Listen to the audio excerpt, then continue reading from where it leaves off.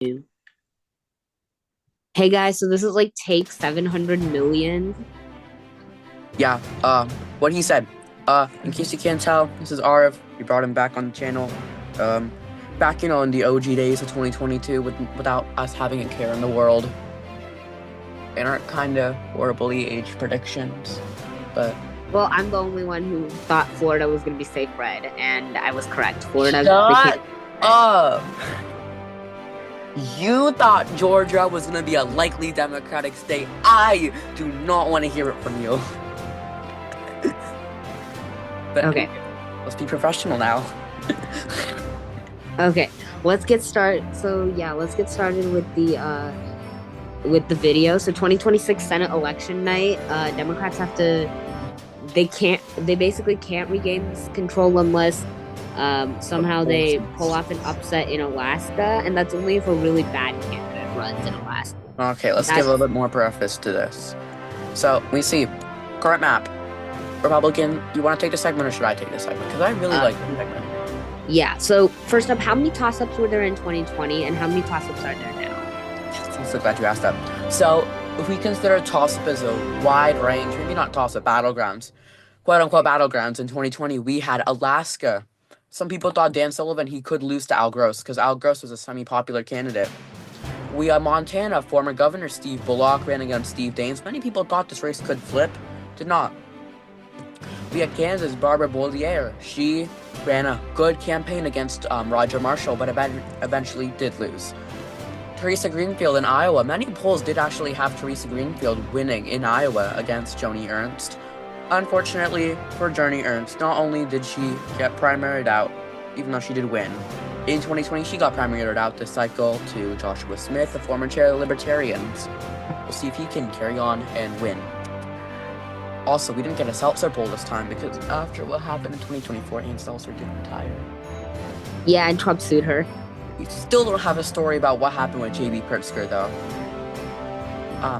Texas, many people thought John Cornyn could lose because Texas was quote-unquote trending very, very blue. An actual state that was trending blue, however, the state of Georgia and its 2 races, as well as the state of Arizona and its 1 special election. North Carolina with Tom Tillis, regular Virginia with Mark Warner, Susan Collins in Maine, Jeanne Shaheen in New Hampshire, Gary Peters in Michigan, Tina Smith in Minnesota, Cindy Hyde-Smith in the state of Mississippi, and by extension, I guess you could argue, Lindsey Graham in South Carolina, and Amy McGrath running for Mitch McConnell's seat in the state of Kentucky. So, I guess you could also make the case for West Virginia. I personally wouldn't, but many people thought it could be quote-unquote semi-competitive. Oh, and also Alabama, because Alabama, because former Senator Doug Jones, surprise shocking upset in 2017 against Roy Moore. And then Colorado and New Mexico. Colorado and New Mexico as well. These 2 states, Colorado, John Hickenlooper, former Governor John Hickenlooper ran against former Senator Cory Gardner, did win his race. New Mexico is just New Mexico, honestly. So in total, that was 21 toss-up races across the entire country of competitive seats. Now Montana's not competitive anymore. Montana's not competitive anymore. We see Kansas isn't competitive anymore. Mississippi, Alabama, Kentucky, and South Carolina, as well as West Virginia, they're not competitive anymore. So now we're down to these states, and some of them are hardly competitive. We see Colorado, not very competitive. New Mexico, same story. Minnesota is probably not going to flip, as well as we see West Virginia. The regular Virginia won't flip. We're not going to see New Hampshire flip either. And for Republicans, we're not going to see Alaska flip unless a very, very bad candidate decides to run and Marin Patola runs. We're not going to see Iowa flip. We're not going to see Texas. Most likely we're not going to see Texas. We're not going to see Florida or Ohio. Probably also not going to see New Jersey or Massachusetts. If Charlie Baker runs. Only if Charlie Baker runs. We're not going to see Louisiana even if John Bel Edwards runs. So now we're really only down to 4 actual toss-up races. We see the number from 21 has been diminished to 13 battlegrounds. This isn't even toss-up races. You have 4. Now this is where it gets tricky for Democrats. Let's say they do a wonderful job, dream scenario for them. They win Michigan, they win Maine, they win North Carolina, and they win Georgia. Now what? They're at 49 Senate seats. With J.D. Vance, they need 2 more Senate seats. So where are they going to get it from? Ohio, if they really want Ohio. If they really put their money on Ohio, I don't buy them winning Ohio, though. Ohio is not the same state it used to be. First state we can probably eliminate, Florida. Florida will not go to the Democrats, arguably in the near future. Trump won every single major suburb/metropolitan area with the exception of Palm Beach. He was about a few thousand votes off in Palm Beach. So we're probably not going to see Florida. We're not going to see Louisiana or Alaska. And I would caution off people saying Blexus. We're probably not going to see Blexus. And that only leaves Iowa and Ohio. I don't think Iowa's going to flip either because Iowa, Donald Trump won by more than Chuck Grassley won Iowa by. Iowa is a very red rule state now. The Obama-esque Democrats have completely flipped to the other side, and we're not going to see very good chances for Democrats, even if they win Ohio, which, if the round runs, it could be close. Probably not going to win, though. Okay, so now let's get started with today's Senate election night. You take 7 and 7:30. All right. It is 7 o'clock p.m. on the East Coast, and we have polls closing in 4 states: Georgia, Kentucky, South Carolina, and the Commonwealth of Virginia.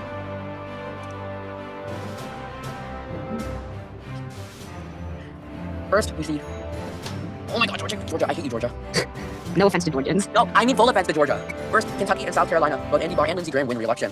And in the Commonwealth of the state of Virginia, we're going to wait for results to come in a black screen. We see Mark Warner versus Glenn Youngkin. Glenn Youngkin was the former governor in the state of Virginia, currently being succeeded by Abigail Spanberger, who did win against Sears. We see Glenn Youngkin run for a term in the United States Senate, presidential, vice presidential hopeful in 2028, maybe. If he can win this race, we'll see what can happen. I would like to go back to one state that, previously I wouldn't want to go to because internet issues suck. Georgia, please load Georgia. Please load. Georgia, okay, in Georgia, Brian Kemp takes a substantial lead against... John also takes a substantial lead against Brian Kemp in the state of Georgia. 46% of votes here, and I guess Trump's voter ID laws actually passed, didn't they? Didn't they? Yes, they did. Yes, they did. We see John Ossoff, the current senator, and we see John Ossoff, the current senator in the state of Georgia, going against Brian Kemp, the former governor of the state of Georgia. Technically still is a governor, but he is term limited. Currently, Brad Raffensperger is running in the general election against the Democrat. We'll see if both of them can hang on. See if Brian Kemp can make it.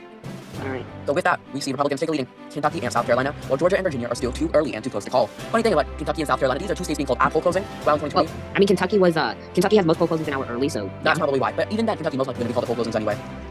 And now we move on to 7:30. You see, it's 7:30 p.m. on the East Coast, and polls are now closed in 3 states, 2 battlegrounds, 1 toss-up, and 1 state in West Virginia. We see in the state of North Carolina, very, very close race, 38% of the vote in. Tom Tillis is narrowly leading former Governor Roy Cooper. Roy Cooper was term limited and couldn't run in 2024, and is succeeded by Josh Stein against the questionable candidate known as Mark Robinson, who almost ran in this primary. Fortunately for Tom Tillis, did not. Unfortunately for Tom Tillis, though, he did face a tough primary challenge, narrowly made it out alive, and is now facing a former very popular governor. Next state, I believe this is the state of... We see this is the state of Ohio. Sherrod Brown has taken a surprise lead against John Husted in the state of Ohio. Only 12% of the votes are in, though, so we'll probably see this lead narrow down or flip by the end of the night. This seat was J.D. Vance's old seat, who succeeded Rob Portman, from very popular senator from 2016. And we saw J.D. Vance become now new vice president of the nation. So we did see the seat, Mike DeWine appointed Sherrod Brown for re-election after losing in 2024 to Bernie Moreno. Next state, we do see West Virginia. Shelley Moore Capito wins re-election in the state of West Virginia. So we see right now, if we update the map, Republicans are up to 34 seats, and then there are 4 competitive seats that haven't been called. Are we going to take the largest poll closing? All right, 8 p.m. We have Alabama, Delaware, Florida, Illinois, Kansas, Maine, Massachusetts, New Hampshire, Mississippi, New Jersey, Oklahoma, Rhode Island, and Tennessee. Alabama, Tommy Tuberville wins another term without any issues this time. No one even bothered to spend money on this race because Tommy Tuberville was going to win anyway, and he won. Then next up, we have Delaware. Chris Coons first ran in the 2010 special election to replace former President Biden when he became vice president of the United States. Then after that, we have the state of... The state for a fact is too close to call. Florida, Governor DeSantis leading Jared Moskowitz. This is Secretary of State Rubio's seat. DeSantis appointed his chief of staff, James Othmeyer. DeSantis is currently running against Moskowitz. Moskowitz does have a history of underperforming, so we should expect to see DeSantis by the end of the night. DeSantis and Trump don't really have the best relationship, but yeah, this is DeSantis versus Moskowitz. Yeah, we see a lot of votes have already come in from quite a few counties. We've already seen the Panhandle almost completely put in the report. We've also seen Miami-Dade County. Currently, Ron DeSantis does have a lead in Miami-Dade County, and he is getting Palm Beach County within 5 points. So we'll see if Palm Beach County can actually flip back their Republicans this cycle with 68% of their votes in. They have voter ID laws. I wish our state could have good voter ID laws. Yes, Illinois, Lauren Underwood is succeeding a majority with Durbin. Ran against Darren LaHood. Darren LaHood lost, so Lauren Underwood. So this will be the first time that 3 black women are serving together in the U.S. Senate, along with Lisa Rochester and Angela Alsobrooks. And next state of the night is Maine, the probably ultimate state on this map, ultimate battleground on this map. Susan Collins versus Jared Golden. Trump carried Maine's 2nd congressional district by 9 points. Jared Golden still won the district by less than a percentage point. As we can see, only 8% of the vote is in right now. Susan Collins, very popular senator. She's been serving for 30 years now, almost. But her lead has just narrowed every cycle, and this could be just the cycle where she falls. I made a YouTube short, guys. Completely flopped because no one watched it. You guys should watch it. And Massachusetts former Governor Charlie Baker is running against Ed Markey. And then the next state that will very popular governor, the most popular governor in the entire country, Charlie Baker. Then the next one is New Hampshire. Scott Brown's trying to become the first senator in 150 years to represent two seats. He won in an upset in the 2010 special election when Ted Kennedy passed away. That was back in Massachusetts. Now he wants to represent New Hampshire against Jeanne Shaheen. He served as state treasurer here after losing, and he ran for Senate several years ago, I think, against the other senator. No, I think it was 2014. It was 2014, I think. Yeah, so it was this cycle. Yeah. So, and next after New Hampshire, we have Mississippi. Cindy Hyde-Smith wins re-election. No one even bothered to watch Mississippi this cycle. And then we see lagging machines. Yes. Favorite thing in New Jersey. Woodcliff Lake Mayor Carlos Reno is trailing Cory Booker really badly right now. Cory Booker is very popular. Might run to be Democratic whip now that Durbin is retiring. That's a whippy thing anyway. Yeah, exactly. I think a dead Oklahoma, Mark Wayne Mullen, first one in the special election because Oklahoma apparently let senators say in advance, I'm resigning, let's hold a special election the way Jim Inhofe did. Rhode Island, Jack Reed wins re-election, no surprise there. Tennessee, Bill Hagerty, again, no surprise at all. And now we have the 8:30 p.m. poll closing in Arkansas. I think you guys probably already know who's going to win in Arkansas, and if you don't, then we'll see now. Arkansas, no surprise. Tom Cotton, chair of the conference, wins his re-election campaign. Yeah, let's take a little bit, trying to update this map real quick. You see, Arkansas, Republicans have won in the state of Arkansas. They've also won in Tennessee, Alabama, Mississippi. I do believe we've also called the state. Have we called any more Democratic states? We called Delaware. Are we calling others? No. Illinois. Oh, we also called the state of Illinois. So we see Democrats are up to 37 seats. Republicans are up to 38, and we have been yet to call. Have you already done Louisiana? No, Louisiana is the first one. Okay, we've already done New Jersey, we've done Massachusetts, we've done New Hampshire and Maine. We've also done the state of Florida. I don't think another state has. Oh, we also called the state of Oklahoma for Mark Wayne Mullen. Yep. I think yes. And then we already talked about John Edwards, I do think. Yeah. So, okay. 10 top quote-unquote battlegrounds, still yup. Republicans at 39, Democrats at 37. So Republicans have taken a lead at this point in time. Okay, now. Oh, Florida. breaking, shocking, breaking, not so really breaking, shocking news. Florida, former governor. Well, current governor Ron DeSantis is winning. I think this is the second Florida governor in a row to be elevated to the Senate right at term limits. Because Rick Scott, we saw. Yes. All right, you do the 9. 9 p.m. poll closing, second largest in the entire country, the general western part of the United States. We see the kind of contentious states, Colorado and Iowa, but we also see Kansas, Louisiana, Minnesota, Nebraska, New Mexico, South Dakota, Texas, and the state of Wyoming. We see Kansas, Roger Marshall wins another term. This time this race was as contentious as it was in 2020. We also see the state of Colorado. Very, very unpopular person, Lauren Boebert, somehow got the nomination against John Hickenlooper. John Hickenlooper first ran for governor, I believe it was 2014, won that race on the same ticket Cory Gardner won his Senate race, then defeated Cory Gardner. And we see Lauren Boebert almost lost her congressional district in 2022, moved to another one, didn't do that good in that one either. And now she ran for U.S. Senate. And she's probably going to lose at a shattered Eddie. Small chance she had left to be J.D. Vance's running mate. Emphasis on small. And in the state of Iowa, we see Josh Smith, former chair of the Libertarians, and Christiana Bohannon in a dead even tie. Only 3% of the votes in so far, but we do see margin, dead even. We saw Christiana Bohannon almost see Marianne Miller Meeks, who is known for winning her congressional races by very small margins, for example, 800 votes. But hey, at least it wasn't 6 this time. No shade, no shade. Okay. In Louisiana, we see John Bell Edwards surprisingly doing pretty well against John Fleming. This race is shaping up to be a bit more competitive than people thought it was. But remember, in Louisiana, they abolished the ranked voting system. Former, actually current governor, Landry. Yeah, Cassidy got that right. Current governor Landry has signed into law ranked voting doesn't exist anymore. And we see John Fleming, who primaried out though Cassidy in a kind of contentious primary. He was the second to last of the Trump Republicans who impeached him to leave the United States Senate. But I believe or not. This might be a 2 left. In the state of Michigan, we have Gary Peters taking a surprise lead from Tom Barrett. Tom Barrett with 17% of the vote to Gary Peters' 83% of the vote with 5% of the vote in. This race is shaping up to be one of the most competitive of the night. Tom Barrett is very competitive. Keep in mind, he won in an upset in Alyssa Slotkin's seat. Senator Slotkin. It wasn't really an upset. But he flipped Senator Slotkin's seat when she ran for Senate. And keep in mind, Senator Slotkin almost lost 19,000 votes. It's weird because if Rogers had gotten the same amount of votes as Kamala did, even though Kamala did worse, since so many people just voted for president and not for Senate, he still would have won. Gary Peters, the almost upset race between John James and him. This race was significantly closer than expected, and this was the closest race of the entire 2020 Senate race cycle. You see in Nebraska, Pete Ricketts wins re-election. This was up in 2024 against Preston Love. He did win re-election on the same ballot, I might add, that Dan Oswald put a very, very good fight against Debbie Fisher. In South Dakota, Mike Rounds wins his re-election. We also see Blank Screen as one re-election. Speaking of Blank Screen, we see John Cornyn is taking a surprise command lead against Julian Castro. John Cornyn is currently supposed to do very well in suburbs right now. He is currently leading in Tarrant County, and he's doing very good in Williamson County. So we might see that suburban area revert back to Republicans. And John Cornyn was in the race for Republican Senate Majority Leader after Mitch McConnell stepped down. Did not get the nomination. It was John Thune from South Dakota. We also see in the state of Wyoming, Cynthia Lummis wins re-election. Breaking other shocking, not really shocking news. Ed Markey wins re-election in the state of Massachusetts, defeating out Charlie Baker. Keep in mind, Joe Kennedy put up a good fight for the primary in 2020 against Ed Markey. All right, so now let's update the map. We had called races in Iowa or Michigan. I do believe we called Kansas already, right? Yeah, we've called Kansas. We haven't yet called Texas. However, we have called these few states here. Have we called No. I do believe we called another state. We called the state of Louisiana. No, we didn't. No, we did not call the state of Louisiana. We did in fact call the state of Maryland, Massachusetts. And Colorado not yet called. So as we see here, 11 states yet to be undecided, 44 for Republicans. Yeah, we forgot about Colorado though, I think. No, we didn't call John Hickenlooper seat yet, but we did. I do believe we're going to add sources so now legit.com do say that we're going to get results within the hour, so. Yeah, so now I'll take the 10. So 10 p.m. poll closing, we have one poll closing in, breaking news, Jeanne Shaheen wins re-election in New Hampshire. Well, not really breaking news. We all knew that was going to happen. John Fleming wins in Louisiana, second victim of the governor's curse tonight. And Colorado, John Hickenlooper wins re-election. Lauren Boebert just shattered her very, very small chance at being J.D. Vance's running mate. She might want to run for another House seat, preferably one that she wasn't actually in. And we have a third victim tonight of the curse, Glenn Youngkin, as Mark Warner wins his re-election bid. Yeah. And now I think we can actually look at the Montana race. Yes, we can finally look at the Montana race. Just 1% vote in. Helena Mayer, Wilmot Collins leads Steve Daines. Keep in mind there's like 6,000 votes only that are recording right now. A little less than 6,000, I think. Yeah, a little less than 6,000 votes are recording right now in Montana. Now we can go ahead and update the map. Do we have any more races yet to be called? I do believe 10 o'clock has a lot of races to be called, but yep, we are done. So yeah. Republicans,